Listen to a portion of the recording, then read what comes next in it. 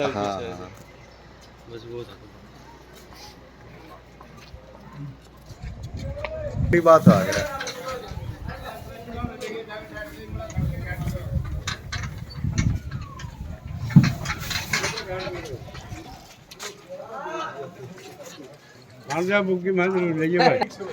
एक बार करिए जी। नजदीक नजदीक, हाँ ये सिरपात रखो। आइए चलो चलो।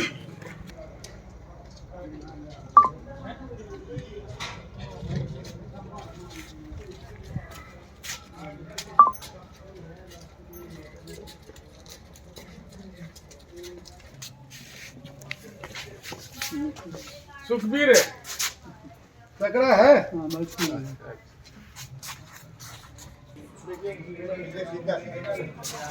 भाई सकरा है सुबह, ठीक है सही कर जाता हूँ भाई।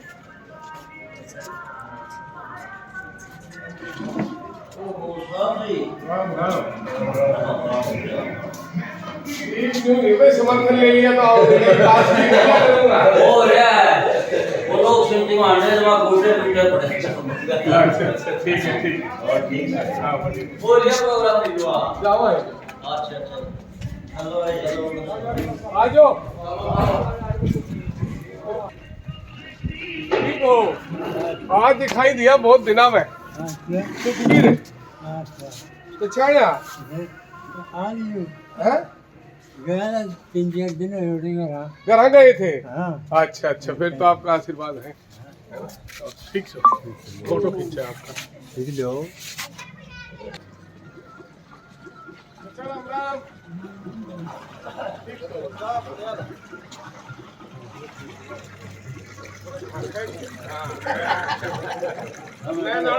मेरा पट्टी है। आ जाओ अच्छा आ जाओ भाई जी।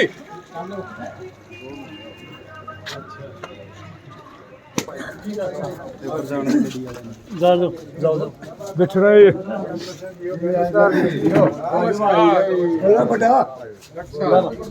भाई। ये दर्शन आपके दीवार दिखाए दिन है। ये आपके ये दिन है। अच्छा दादा सिंधु सर वो आओ आप थोड़ा ऊपर से बड़ा माल डाल दे। अच्छा आज बलवंत को बुलाओ। बलवंत को ले डालो जी डालो। अरे नफा को नहीं आ गए। भाई नफा बनाने। अच्छा अब तो ये दोनों रिसाला के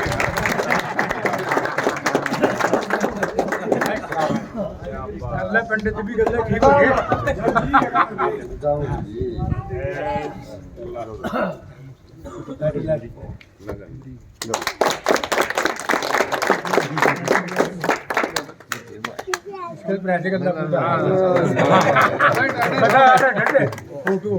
सिंधु सर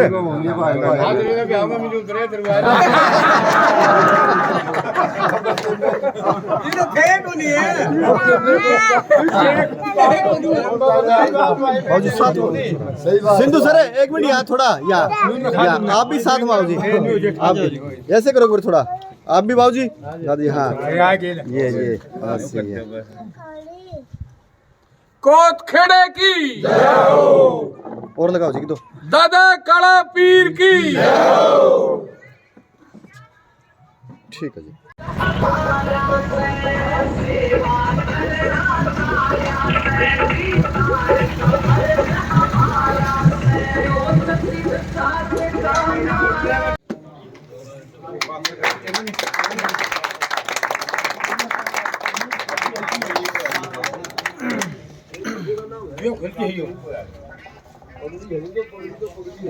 एक और लेना जी। हाँ सही करेंगे।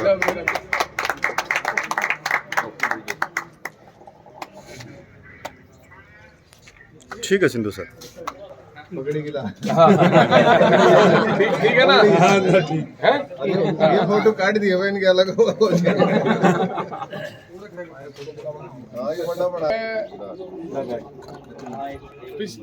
एक्चुअली गांव जो है ना राम होता है और भाइयां बिना बुलारे आ रहे। आज तक हम भाईचारा हमारा सही नहीं था तो हम 2 इलेक्शन हारे। दादा काला पीर के दया और भाइयों के आशीर्वाद से अब हम इलेक्शन जीतने जा रहे हैं, जिसकी शुरुआत परसों हमारे भाइयों ने कर दी थी, मुठोड़े ने। और आज हमारा ये जो परिवार है खेराम परिवार है ना, सादा ठोड़न है, आज फिर जो है ना पगड़ी से मेरे को सम्मानित किया है। और मुझे रात को भी चिंता होती है, अगर मैं खरा नहीं उतरूंगा तो गाड़ी उरे को लिखड़ेगी, गाड़ी समस्या हो जाएगी, भाई यूं को नहीं करा था, नहीं यूं को नहीं करा। तो मैं ये विश्वास दिलाता हूँ मेरे भाईचारे को कि जब तक मैं जीऊंगा ना, सिर्फ भाईचारे के लिए ही जीऊंगा, राजनीति के लिए नहीं जीऊंगा। जो नेता वेता जो है उनकी, तो भाई इसके लिए मैं फिर से धन्यवाद करता हूँ। देखिए, जिला परिषद का चुनाव 22 तारीख को होने जा रहा है। मैं CISF से असिस्टेंट कमांडेंट बन गया था, फिर उसके बाद वॉलंटियर रिटायरमेंट लेकर के आया हूँ। और मेरे दिमाग में ये बात आई कि भाई अभी 65 साल की उम्र हो गई है, तो जितने दिन बचे हैं समाज की सेवा की जाए। गांव के अंदर तो इतनी समस्या है कि इसमें गिनाई ही नहीं जा सकती, क्योंकि यहाँ अभी जैसे भैंस पानी पीने के लिए जा रही हैं तो वो क्या पिएंगी और वो क्या दूध देंगी इसका किसी को पता ही नहीं है। मतलब पानी की समस्या खुद की आदमियों की भी है, पशुओं की भी है, निकासी की समस्या है, साथ के साथ स्कूलों की समस्या है, उसके बाद खिलाड़ियों की समस्या है, गलियों की समस्या है, खेतों के अंदर जो मतलब रोड बनने चाहिए वो हमारे नहीं बन रहे, क्योंकि हमारे ये जो हल्का है ना, ये थोड़ा सा मतलब समझदार नहीं है हम लोग। अगर हम अपने आदमी को बनाएंगे तो फ़ायदा उठाएंगे। हम क्या करते हैं, खासकर हमारे 12 हल्के का हम उठा करके ना उधर नारनूंद वाले साइड को बना देते हैं। तो हमारे ये जो 17 गांव हैं 12 खाप, तो उनका विकास नहीं हुआ आज तक, मुआवजा नहीं मिलता हम लोगों को। तो जिला परिषद तो एक बहाना कह लो, मुझे तो समाज का काम करना है और सारे ही काम करने हैं जितने मेरे बस के होंगे, और उसकी पैरवी मैं चंडीगढ़ तक करूंगा। कोई भी सरकार हो उससे मिल करके जो हमारी समस्याएं हैं, यहाँ शादियों के लिए कोई बंदोबस्त नहीं है सरकार की तरफ से, शहरों के अंदर कितने कम्युनिटी हॉल हैं, बैंक्वेट हॉल हैं, यहाँ क्या है, कोई पूछने वाला नहीं है। तो इन समस्याओं को लेकर के मैं रण में उतरा हूँ और मुझे इतना समर्थन मिल रहा है कि मैं अपने आप ये मान के चलता हूँ। हमारे यहाँ हरियाणा में एक भाषा में कहावत है कि भाइयों बिना बल्हारे आरे। तो अब भाइयों का साथ मिल गया तो जीत निश्चित है, और बुजुर्गों का और भाइयों का साथ है, और बड़े भारी मतों से हम जीतेंगे। सिंधु सर, आपने पहले सैनिकों की भी लड़ाई लड़ी थी, आज जिस गांव में आपका समर्थन मिला वहीं बुजुर्गों ने आपको पगड़ी पहनाई है, तो किस तरह का समर्थन है, किस तरह का आशीर्वाद लोगों के बीच मिल रहा है, युवा भी आपके साथ में? देखो, मैं हिंदुस्तान का पैरामिलिट्री जो 12 लाख हैं इस देश के अंदर, 12 लाख बॉर्डर पे काम करती हैं और 12 लाख रिटायरी हैं। 24 लाख जो 6 लाख गाँव के अंदर हैं, उनका मैं गाँव वालों को नहीं पता है, आपको पता है कि मैं देश के अंदर पेंशन बंद हो गई है पैरामिलिट्री, वहाँ उसकी लड़ाई लड़ रहा हूँ। अब आशीर्वाद इतना मिलता जा रहा है कि हौसला बढ़ता जा रहा है, और समाज को मुझे लगता है कि मैं इनकी भावनाओं पर, इनकी आशाओं पर खरा उतरूंगा। सिंधु सर, आपका गांव पैतृक गांव है, यहाँ की बात करें सबसे ज़्यादा तो गंदगी है, खिलाड़ियों के यहाँ स्टेडियम नहीं है, लड़कियों के लिए कोई बड़ा कॉलेज, कोई शिक्षा का साधन नहीं है, तो आप क्या जनता आपको जो गांव में चुन लेती है, सबसे पहले प्राथमिकता आपको क्या रहेगी? सबसे पहले मेरी प्राथमिकता रहेगी मेरे परिवार के जितने भी गांव के बुजुर्ग हैं उनकी, हमारे यहाँ डोगा पुलिस बोलते हैं, उनकी कमेटी बनाऊंगा, फिर नौजवानों की कमेटी बनाऊंगा और खिलाड़ियों की कमेटी बनाऊंगा। फिर उसके बाद उनसे पूछ करके जितनी समस्याएं हैं उनको दूर करने के लिए हम एक एक करके दूर करेंगे, क्योंकि हम लोकल पंचायत बनाएंगे, उनसे पूछेंगे।